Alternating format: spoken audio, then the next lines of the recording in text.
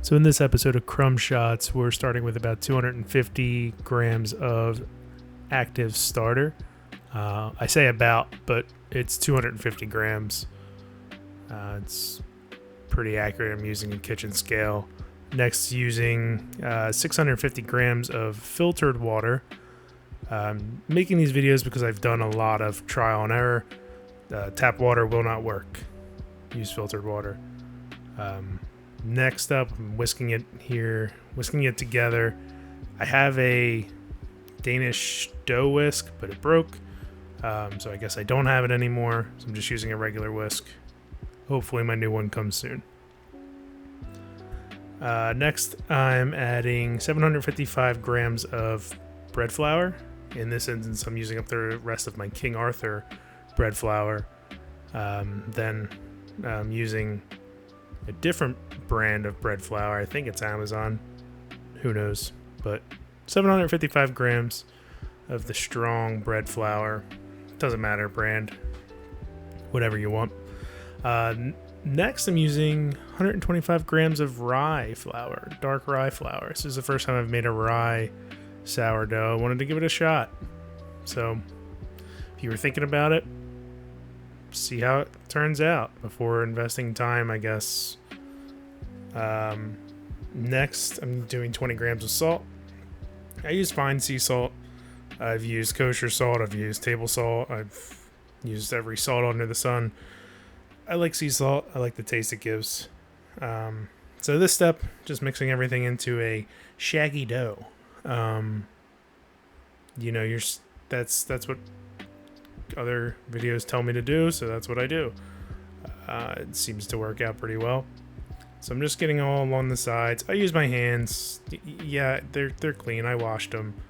I wash them a lot while I'm making bread just because it gets all over your hands. You could use the Danish, bread whisk if you really want here. I've done it before. The problem is it gets too heavy, and the reason why mine broke is because it pulled it out of the handle. So now I just use my hands. So this is my first video too, so obviously not the best camera work, but bear with me here. So you just keep mixing that together. I'm doing a couple slaps along the side of the bowl. Slapping the bowl, slapping it some more, obviously out of frame.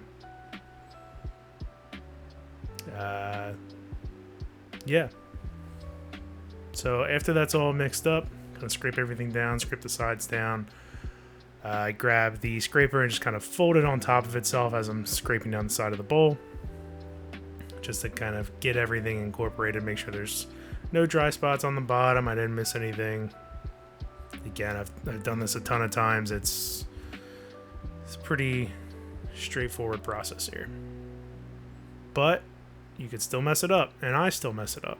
So that's why I'm making these videos, so you can see what not to do and what to do. So here we go. Then I cover it up. Alright, so we let that rest for 1 hour. Then we start our first stretch and fold. I go around the bowl, scrape down the side, just really get your hand in there and pull it up, wiggle a little bit. You don't want to tear it, even though I just teared it there. At this stage it's not the end of the world, but you don't want to really pull too hard. Just want to give it some tension. In this stage you're building the gluten, so that way your bread will rise. So we cover that up, let that rest for 30 more minutes. Come back, and I do coil folds. I've done recipes or loaves where I've just done stretch and folds. Personally, I like the crumb that the crumb that you get with the coil fold. So I do 2 sets of them. You could do stretch and folds. You could do 2 stretch and folds, 1 coil fold. Again, all of this is trial and error.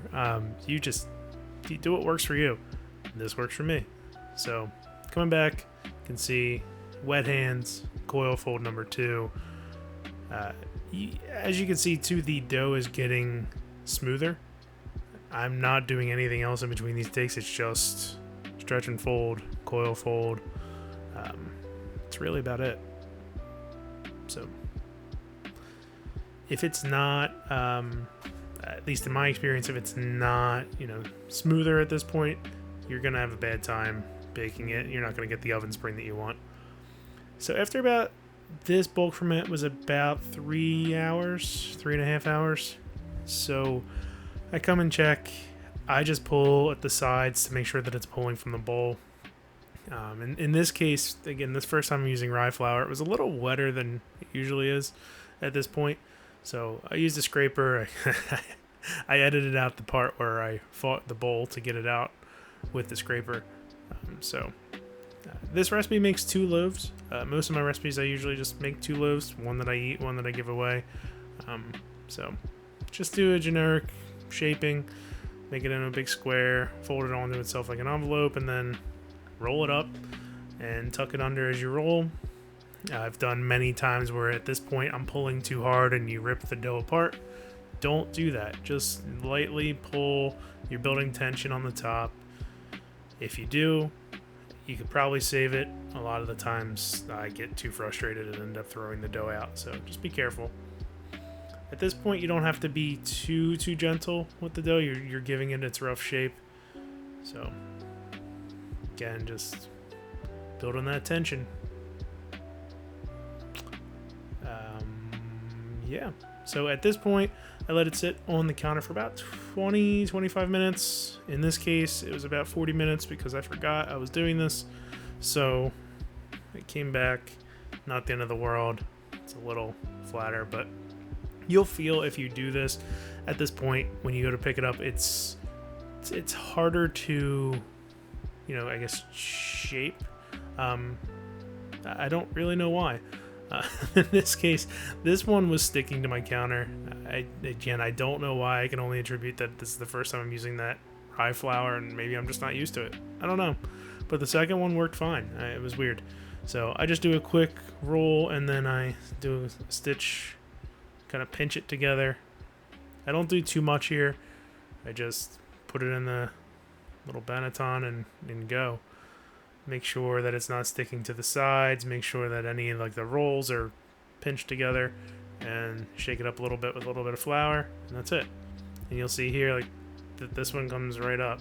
I used the scraper a little bit, but not terrible. And you'll see here I'm not really pushing down too much. You don't want to get rid of too much of the gas at this point.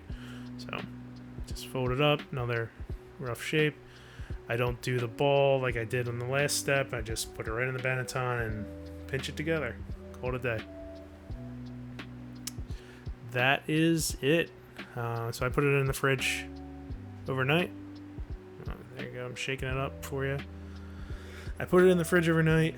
Unfortunately, my video of scoring the bread and putting it in the oven was very blurry. Again, this is my first time making videos, so I'll get better, I hope. So this is the outcome here. 1 loaf. You see my daughter was very excited to try the bread.